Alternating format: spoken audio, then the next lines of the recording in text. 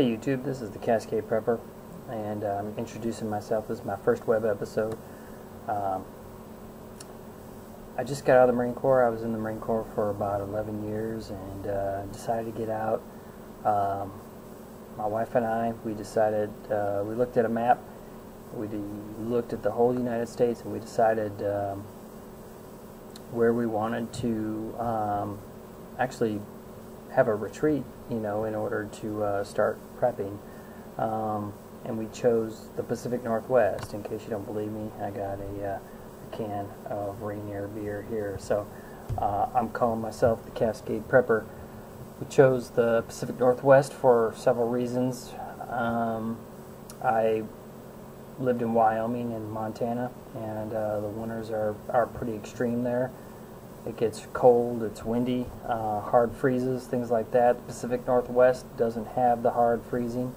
It has a lot of precipitation, that's a lot of water, free access to water. You don't have to worry about the hard freezing, so you can grow a lot of crops all year round. I'll get into a lot of that more. This is my first webisode. I'm just trying to introduce myself. So I'll just talk about why I decided to pursue a whole prepping career and not stay in the Marines for, a career or whatever. The example I have a lot of reasons why we decided to start prepping, but I'm going to keep it kind of simple and kind of focused. I'm going to talk about Disney World, which you might think is kind of strange, but been to Disney World 3 times, but I'm going to talk about 2 experiences I had there. 2001, I went there right after I graduated from TBS, the Basic School of Marine Corps. We went there, and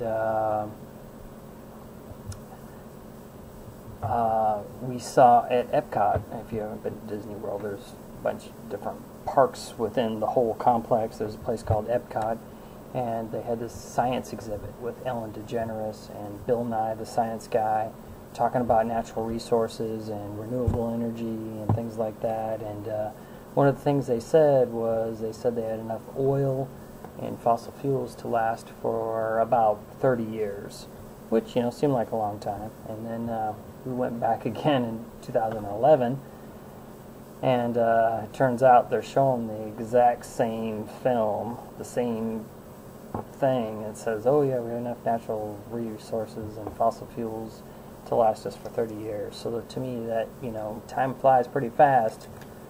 Whole decade went by, they're showing the same thing, nothing's been updated, and just to me, it just kind of gave me a little eerie feeling.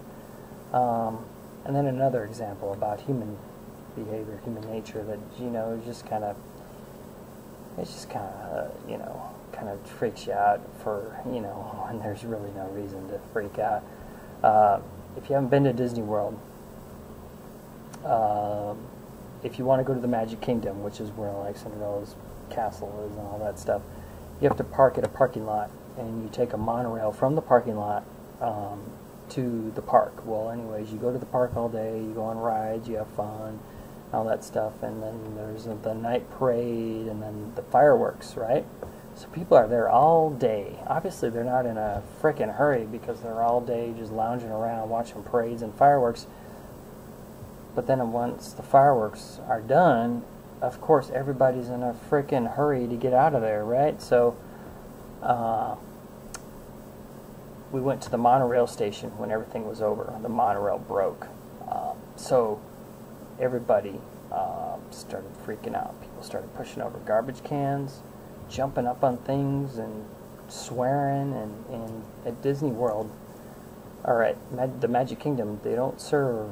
There's only one place that serves alcohol, so most people aren't intoxicated. It's just people were just freaking out. There's little kids there. People are like panicking and swearing and things like that, and it was just kind of offsetting. And then all of a sudden, Mr. Disney had the vision of building this lake that connects a lot of the hotels and parks and things like that. So this big ferry boat showed up, and all the people that were waiting and freaking out, pushing over garbage cans, everybody fit on the ferry boat, and it took 5 minutes, and it took everybody to the parking lot.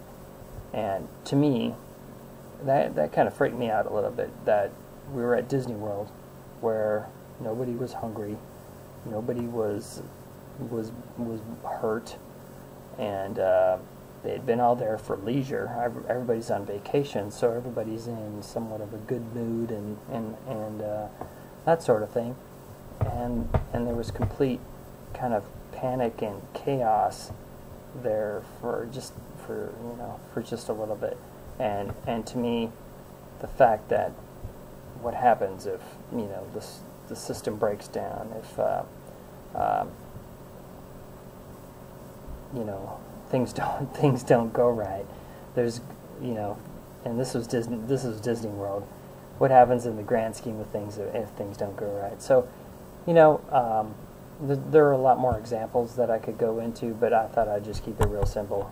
Just keep it at Disney World for now. This is my first web episode, so I'll be making a lot more. Right now, just got out of the Marine Corps like 2 months ago, so we've been in the process the last 6 months of buying a retreat. We're in the process of closing on one. It's a place on 24 acres, and it's secluded in the Cascade Mountains, God's country. It's beautiful, beautiful up there, and I'll be making a ton of web episodes once we get the place. I'll be showing you how I'm going to secure it, things I'm going to do to try to create self-sufficiency the best that I can.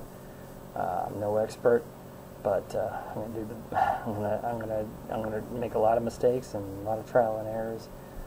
But it's gonna be a lot of fun, and I look forward to sharing it with all of you. So take care. God bless.